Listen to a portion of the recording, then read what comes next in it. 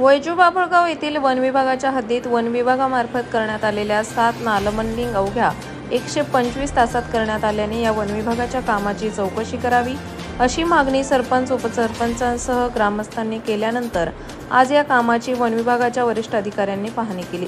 पाथर्डी तालुक्यातील वैजू बाभळगाव येथील वन विभागाच्या हद्दीत वन विभागामार्फत 7 नालाबंडिंगचे कामे अवघ्या 125 तासात जेसीबी मशीनच्या सहाय्याने करण्यात आली।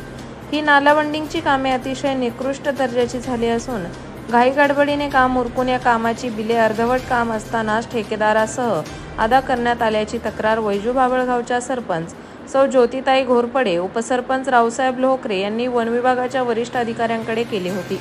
या तक्रारीची गंभीर दखल घेऊन आज वन विभागाचे जिल्हा उपवनसंरक्षक गणेश मिसाळ, तिसगाव वन परिक्षेत्र विभागाचे दादासाहेब वाघुलकर सह अनेक अधिकाऱ्यांनी या 7 नालाबंडिंगच्या कामाची पाहणी करून मापे घेऊन दोषी असणाऱ्या ठेकेदारांवर कारवाई करण्याचे आश्वासन दिले। वैजू बाभळगावला वन विभागाची मोठी हद्द आहे।